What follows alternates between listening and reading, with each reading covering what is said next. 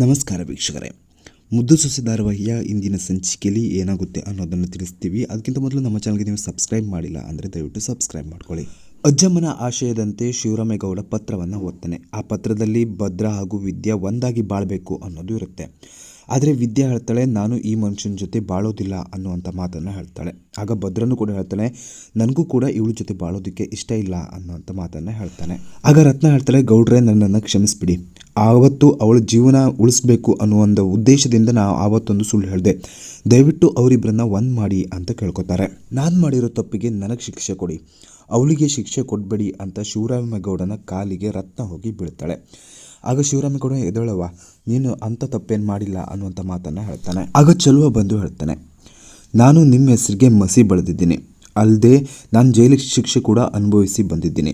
ಆದರೆ ನೀವು ಏನು ಶಿಕ್ಷೆ ಕೊಟ್ಟರು ಅದನ್ನು ನಾನು ಅನುಭವಿಸೋದಕ್ಕೆ ತಯಾರಿದ್ದೀನಿ ಅಂತ ಚಲುವ ಹೇಳ್ತಾನೆ. ದಯವಿಟ್ಟು ನನ್ನನ್ನು ಕ್ಷಮಿಸ್ಬಿಡಿ ಅಂತ ಚಲುವ ಶಿವರಾಮೇಗೌಡನ ಕಾಲಿಗೆ ಬೀಳ್ತಾನೆ. ಆಗ ಅಜ್ಜಮ್ಮ ಅಂದ್ಕೋತಾಳೆ, ಪಾಯಿಂಟಿಗೆ ಬಾ ಚಲುವ, ಇಲ್ಲಾಂದರೆ ಮೈ ಮೇಲೆ ಕಾಲಿಗೆ ಬಿಡ್ತೀನಿ ಅಂತ ಹೇಳ್ತಾರೆ. ನೋಡಿ ಗೌಡ್ರೆ, ಅಜ್ಜಮ್ಮನ ಆಸೆಯಂತೆ ಅವರಿಬ್ಬರು ಒಂದಾಗಿ ಬಾಳೋದಕ್ಕೆ ಅವಕಾಶ ಮಾಡಿಕೊಡಿ ಅಂತ ಹೇಳ್ತಾರೆ. ಆಗ ಈಶ್ವರಿ ಹೇಳ್ತಾಳೆ, ನಮ್ಮ ಮಕ್ಕಳು ಒಂದಾದರೆ ನಮಗೆ ಖುಷಿ, ಆದರೆ ಅವರೇ ಬೇಡ ಅಂತ ಇದ್ದಾರಲ್ಲ, ಅವ್ರಿಗೇನು ಹೇಳೋದು ಅಂತ ಹೇಳ್ತಾರೆ. ಹಾಗೆ ರತ್ನನು ಸಾವಿತ್ರಿ ಹೀಗೆ ಮಾತನಾಡ್ತಾ ಇರಬೇಕಾದ್ರೆ ಸಾವಿತ್ರಿ ರತ್ನನಿಗೆ ಬೈಯೋದಕ್ಕೆ ಶುರು ಮಾಡ್ತಾಳೆ. ಅಜ್ಜಮ್ಮನಿಗೆ ಇದನ್ನೆಲ್ಲ ನೋಡಿ ಸಾಕಾಗುತ್ತೆ. ಆಗ ಕ್ವಾಟ್ಲೆ ಹತ್ರ ಹೇಳ್ತಾಳೆ, ನೋಡು ಇದನ್ನೆಲ್ಲ ನಿಲ್ಲಿಸ್ಬಿಡು ಅಂತ ಹೇಳ್ತಾರೆ. ನೋಡು ಈಗ ಹೇಗೆ ನಿಲ್ಲಿಸ್ತೀನಿ ನೋಡು ಅಂತ ಹೇಳಿ ಕ್ವಾಟ್ಲೆ ಹೋಗಿ ಅವ್ರನ್ನೆಲ್ಲ ಸ್ವಲ್ಪ ಸುಮ್ಮನಿರ್ತೀರಾ ಅಂತ ಜೋರು ಮಾಡ್ತಾನೆ. ಹಾಗೆ ಚಲುವನ ಕೆಳಗಿರೋದನ್ನ ಎಬ್ಬಿಸ್ತಾನೆ. ನೋಡಿ, ಅಜ್ಜಮ್ಮ ಪತ್ರದಲ್ಲಿ ವಿವರವಾಗಿ ಬರ್ತಿದ್ದಾರೆ. ಅದು ಅವರಿಬ್ಬರು ಒಂದಾಗದೇ ಇದ್ದರೆ ನನ್ನ ಆತ್ಮಕ್ಕೆ ಶಾಂತಿ ಸಿಗೋದಿಲ್ಲ, ಅದನ್ನು ನೀವು ನೆರವೇರಿಸೋದು ಬಿಟ್ಟು ಈ ರೀತಿ ಏನೇನೋ ಮಾತಾಡ್ತಿದ್ದೀರ ಯಾಕೆ ಅಂತ ಕ್ವಾಟ್ಲೆ ಆಳ್ತಾ ಹೇಳ್ತಾನೆ. ಅಣ್ಣ, ಇದಕ್ಕೆಲ್ಲ ನೀನೇ ಒಂದು ತೀರ್ಮಾನ ತೆಗೆದುಕೊಳ್ಬೇಕು ಅಂತ ಗೋವಿಂದ ಹೇಳ್ತಾನೆ. ಆಗ ಶಿವರಾಮೇಗೌಡ ಭದ್ರನ ಹತ್ರ ಹೇಳ್ತಾನೆ, ಮಗ, ನಿನಗಿದೆಲ್ಲ ಸ್ವಲ್ಪ ಕಷ್ಟ ಅನಿಸ್ಬೋದು, ಆದರೆ ನಮ್ಮಮ್ಮನ ಆತ್ಮಕ್ಕೆ ಶಾಂತಿ ಸಿಗಬೇಕು ಅಂತಾದರೆ ನೀ ಈ ಕೆಲಸ ಮಾಡಲೇಬೇಕು ಅಂತ ಶಿವರಾಮೇಗೌಡ ಭದ್ರನಿಗೆ ಹೇಳ್ತಾನೆ. ಹಾಗೆ ಮೋಹನನು ಕೂಡ ವಿದ್ಯನಿಗೆ ಹೇಳ್ತಾರೆ, ನೀನು ಅಜ್ಜಮ್ಮನ ಮೇಲೆ ಅಷ್ಟೊಂದು ಪ್ರೀತಿ ಇಟ್ಕೊಂಡಿದ್ದೀಯ, ನೀನು ಅವ್ರ ಮಾತನ್ನ ನೆರವೇರಿಸಲೇಬೇಕು ಅಂತ ಮೋಹನ ಹೇಳ್ತಾಳೆ. ಹಾಗೆ ಭದ್ರನಿಗೂ ಕೂಡ ಅದೇ ಮಾತನ್ನು ಹೇಳ್ತಾಳೆ. ಆಗ ಎಲ್ಲರೂ ಕೂಡ ವಿದ್ಯಾ ಹಾಗೂ ಭದ್ರನಿಗೆ ಫೋರ್ಸ್ ಮಾಡ್ತಾರೆ. ಆಗ ವಿದ್ಯಾ ಹೇಳ್ತಾಳೆ, ನನಗೆ ನನ್ನ ಸ್ವಾಭಿಮಾನಿನೇ ತುಂಬ ಮೇಯ್ನ್ ಆಗಿರುತ್ತೆ, ಆದರೆ ಅಜ್ಜಮ್ಮನಿಗೋಸ್ಕರ ನಾನಿವತ್ತು ತಲೆ ಬಾಗ್ತಾ ಇದ್ದೀನಿ. ಅಜ್ಜಮ್ಮನ ಕೊನೆ ಆಸೆ ಅನ್ನೋದು ಒಂದು ಉದ್ದೇಶಕ್ಕೋಸ್ಕರ ನಾನು ಅವ್ರ ಜೊತೆ ಬಾಳೋದಕ್ಕೆ ಒಪ್ಕೊಂಡಿದ್ದೀನಿ ಅನ್ನುವಂಥ ಮಾತನ್ನು ಹೇಳ್ತಾಳೆ. ಇದನ್ನೆಲ್ಲ ನೋಡ್ತಾ ಇರುವಂಥ ಅಜ್ಜಮ್ಮನಿಗೆ ತುಂಬ ಖುಷಿಯಾಗುತ್ತೆ. ನನ್ನ ಚಿನ್ನ, ನನ್ನ ಮುದ್ದು ಲವ್ ಯು ಅಂತ ಹೇಳಿ ಹೇಳ್ತಾ ಇರ್ತಾರೆ. ಆಗ ಶಿವರಾಮೇಗೌಡ ಹೇಳ್ತಾನೆ, ಮಗ ಭದ್ರ, ನಿಂದೇನಾಯಿತು ಅಂತ ಕೇಳ್ತಾರೆ. ಆಗ ಅಜ್ಜಮ್ಮ ಅಂತಾರೆ, ಮೊಮ್ಮಗನೇ, ಜನ ಕೇಳ್ತಾ ಇದ್ದಾರೆ, ನಿನ್ನ ಅಭಿಪ್ರಾಯನೂ ಹೇಳ್ಬಿಡು ಅಂತ ಮನಸ್ಸಲ್ಲೇ ಅಂದ್ಕೋತಾರೆ. ಆಗ ಭದ್ರ ಹೇಳ್ತಾನೆ, ನಮ್ಮ ಅಮ್ಮಮ್ಮನ ಕೊನೆ ಆಸೆ, ಅಪ್ಪಯ್ಯ ಇಷ್ಟೆಲ್ಲ ಹೇಳ್ತಾ ಇದ್ರು ಅಂತ ಒಂದು ಮಾತಿಗೆ ನಾನು ಅವಳ ಜೊತೆ ಬಾಳೋದಕ್ಕೆ ಒಪ್ಕೋತಾ ಇದ್ದೀನಿ ಅಂತ ಹೇಳ್ತಾನೆ. ಆಗ ಎಲ್ಲರೂ ಕೂಡ ಖುಷಿ ಆಗ್ತಾರೆ. ಆದರೆ ಸಾವಿತ್ರಿ ಹೇಳ್ತಾಳೆ, ನಾ ಏನು ಮಾಡಿದ್ರು ಕೂಡ ಕೊನೆಗಳಿಗೆಲ್ಲಿ ಎಲ್ಲ ಹಾಳಾಯಿತು ಅಂತ ಹೇಳ್ತಾಳೆ. ಆಗ ವಿನಂತಿ ಹೇಳ್ತಾಳೆ, ನೀನು ಏನು ಮಾಡಿದ್ರು ಕೊನೆಗಳಿಗೆಲ್ಲಿ ಅದು ಟುಸ್ಪಟಾಕಿನೇ ಅಂತ ಹೇಳ್ತಾಳೆ. ಹಾಗೆ ಶಿವರಾಮೇಗೌಡ ಹೇಳ್ತಾನೆ, ನಾನು ಹೇಳಿದಾಗೆ ನೀವೆಲ್ಲ ಹೇಳಬೇಕು, ಅಮ್ಮನ ಮುಂದೆ ಪ್ರಮಾಣ ಮಾಡಿ ಅಂತ ವಿದ್ಯಾ ಹಾಗೂ ಭದ್ರನಿಗೆ ಹೇಳ್ತಾನೆ. ಹೀಗೆ ಭದ್ರ ಮತ್ತು ವಿದ್ಯಾ ಪ್ರಮಾಣ ಮಾಡ್ತಾ ಇರಬೇಕಾದ್ರೆ ಅಜ್ಜಿ ಮೂಗಿನ ಹತ್ರ ಒಂದು ನೊಣ ಬಂದು ಕೂತ್ಕೊಳ್ಳುತ್ತೆ. ಇದೇನಪ್ಪ ಈ ಹೊತ್ತಿನಲ್ಲಿ, ಇದನ್ನೆಲ್ಲ ಹಾಳು ಮಾಡಬೇಡ, ನೀ ಹೋಗು ಅಂತ ಅಜ್ಜಿ ಮನಸ್ಸಲ್ಲೇ ಅಂದ್ಕೊಂಡಿದ್ರು ಕೂಡ ಅಜ್ಜಿ ಮೂಗೊಳೊಳಗೆ ನೊಣ ಹೋಗುತ್ತೆ.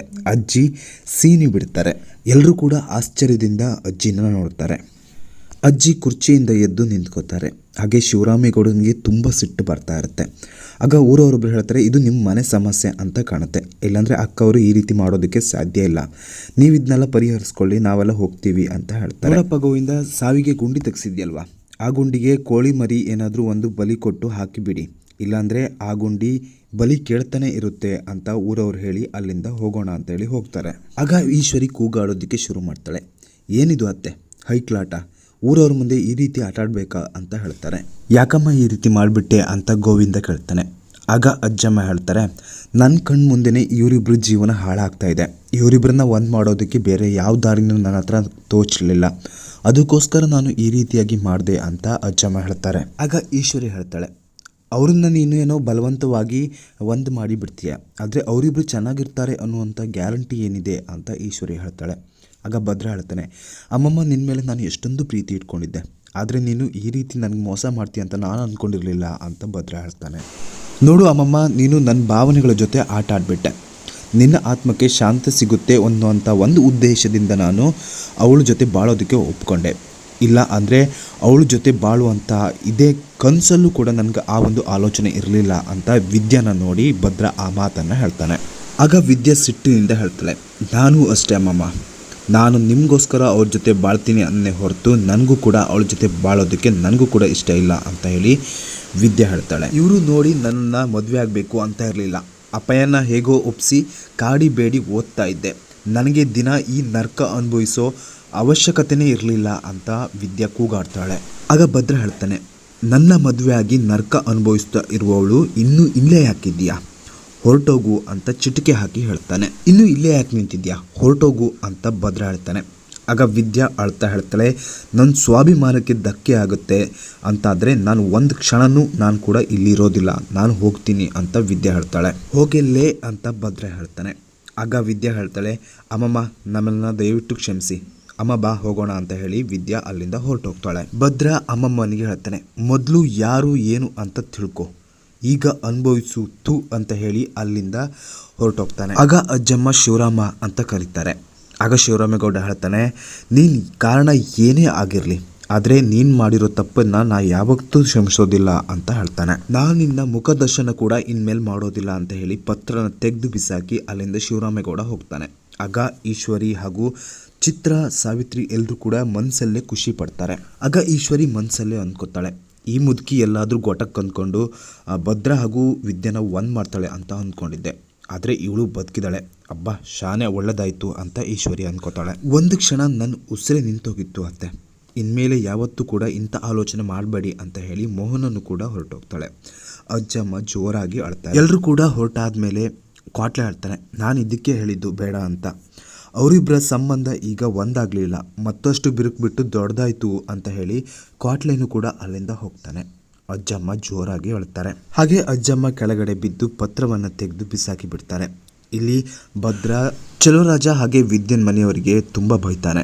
ನಿಮಗೂ ಮಾಡಿರುವಂತಹ ತಪ್ಪುಗಳೇ ಸಾಕು, ನೀವು ಕ್ಷಮಿಸಲಾರದಂಥ ತಪ್ಪುಗಳನ್ನು ಮಾಡಿದ್ರಿ, ದಯವಿಟ್ಟು ನೀವು ಯಾರು ಇಲ್ಲಿ ಇರೋದೇ ಬೇಡ, ಇಲ್ಲಿ ಇದ್ದರೆ ತುಂಬ ನಾನು ಸಿಟ್ಟು ಬಂದುಬಿಡುತ್ತೆ, ಹೊರಟೋಗಿ ಅಂತ ಹೇಳಿ ಭದ್ರ ಅವರನ್ನು ಕಳಿಸ್ಕೊಡ್ತಾನೆ. ಅಲ್ಲಿಗೆ ಈ ಒಂದು ಎಪಿಸೋಡ್ ಎಂಡ್ ಆಗುತ್ತೆ. ವೀಕ್ಷಕರ ವಿಡಿಯೋ ಇಷ್ಟವಾದ ಲೈಕ್ ಮಾಡಿ, ಚಾನಲ್ನ ದಯವಿಟ್ಟು ಸಬ್ಸ್ಕ್ರೈಬ್ ಮಾಡಿಕೊಂಡು ನಮಗೆ ಸಪೋರ್ಟ್ ಮಾಡಿ. Thank you.